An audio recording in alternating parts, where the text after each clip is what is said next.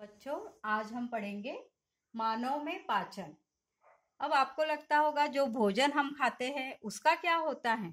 तो भोजन को पचाने की क्रिया पाचन कहलाती है। फिर ये भोजन अंदर जाता है तब क्या होता है।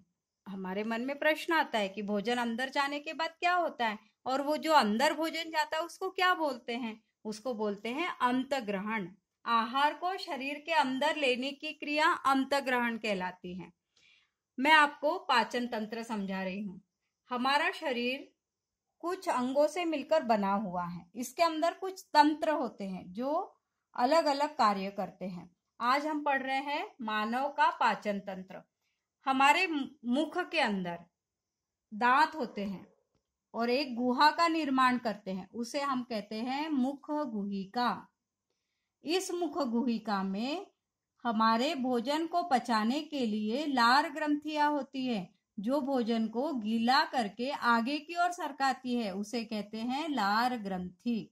ये बहुत महत्वपूर्ण होते हैं, बिना इसके भोजन का पाचन संभव ही नहीं है। इसके बाद वाला अंग होता है ग्रसिका। मुख गुहिका से लेकर जब भोजन हम दांतों के द्वारा चबाते हैं, लार उसमें मिल जाती है, तब भोजन धीरे धीरे आगे की ओर सरकता है और यह आगे की ओर ग्रसिका में आता है। ग्रसिका एक लंबी नली है जिसमें से भोजन होकर धीरे धीरे आमाशय में पहुंचता है। एक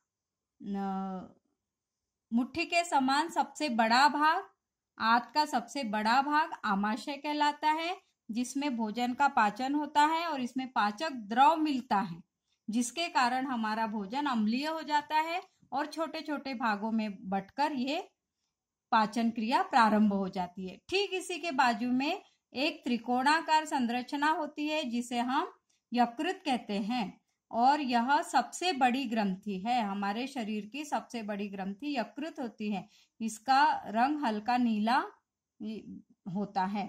ठीक यकृत के नीचे एक छोटा सा संरचना होती है, गोल संरचना होती है, जिसे हम पित्ताशय कहते हैं। ये पित्त रस का निर्माण करती है, जो हमारे वसा को पचाने में हमारी मदद करती है। आमाशय में जब भोजन बारीक बारीक टुकड़ों में बढ़ जाता है और इसमें हमारा पाचक रस मिल जाता है, तब यह भोजन धीरे धीरे छोटी आंत में बढ़ता है। यह क्षुद्रांत कहलाती है और क्षुद्रांत की लंबाई 7.5 मीटर होती है। क्षुद्रांत की लंबाई 7.5 मीटर होती है। ये एक साड़ी से भी लंबा होता है और ये कुंडली नुमा हमारे शरीर में होता है, जिसमें से हमारा भोजन धीरे धीरे कुछ पाचक द्रवों के साथ आगे की ओर बढ़ता है। इनमें हमारा प्रोटीन, विटामिन आदि का अवशोषण इसकी दीवारें कर लेती है। इसे छोटी आंत कहते हैं या क्षुद्रांत्र कहते हैं और इसकी लंबाई होती है 7.5 मीटर। फिर इसके बाद ये भोजन बड़ी आंत में जाता है, जिसमें कुंडली नुमा छोटी छोटी उंगलियों की जैसे गोल गोल संरचनाएं होती है, जिसमें भोजन फंसकर आगे की ओर बढ़ता है। ये कैसे बढ़ता है? जब हम सांस लेते हैं तब हमारी आंतें सिकुड़ती हैं और फैलती है, जिसके कारण भोजन सिकुड़ता है, फैलता है और जिसके कारण ये आगे की तरफ बढ़ता है। ये उंगली नुमा संरचनाएं रसांकुर कहलाती हैं, जो भोजन के जल के अवशोषण में और अन्य पदार्थों के अवशोषण में रसांकुर मदद करते हैं। ये कुंडली नुमा संरचनाएं रसांकुर कहलाती है।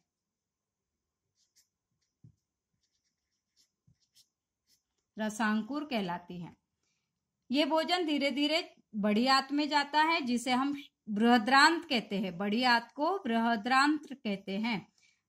इसमें सारे पदार्थों का अवशोषण हो जाता है। फिर बचा हुआ जो पदार्थ होता है, जिसमें जल की मात्रा भी कम होती है और प्रोटीन, विटामिन, कार्बोहाइड्रेट की मात्रा भी बहुत कम हो जाती है, जिसे हम मल कहते हैं, और ये होता है मलाशय में एकत्रित मल हो जाता है, जिसे हम मलाशय कहते हैं। और अंत में गुदा द्वार के द्वारा हम मल का त्याग कर देते हैं। इस तरह जो भोजन हमने खाया था वह दांतों से चबाते हुए हमारे विभिन्न अंगों से होता हुआ मलाशय तक आता है और मल के रूप में मल द्वारा शरीर के बाहर निष्कासित कर लिया जाता है। तो बच्चों, आप अपने पढ़ा कि बृहद्रांत, क्षुद्रांत और बृहद्रांत।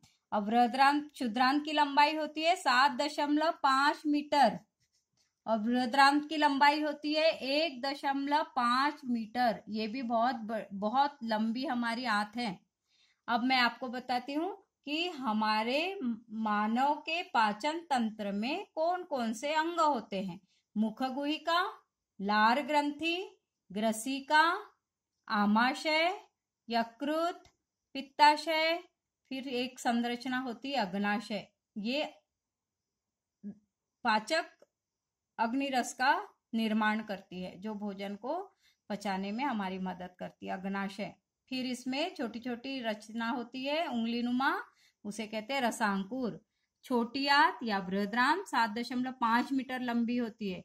बड़ी आंत बृहद्रांत 1.5 मीटर लंबी होती है। और अंत में होता है मलाशय, जिसमें सबसे अपशिष्ट पदार्थ जमा हो जाता है और प्रतिदिन हम मल द्वार के द्वारा ठोस अपशिष्ट पदार्थ को शरीर के बाहर निकाल देते हैं। तो ये आपका पाचन तंत्र हुआ। आपके लिए प्रश्न है, पाचन किसे कहते हैं, अंतःग्रहण किसे कहते हैं, क्षुद्रांत की लंबाई कितनी होती है, बृहदांत की लंबाई कितनी होती है, मानव का पाचन तंत्र का नामांकित चित्र बनाइए। आपको ये करना है।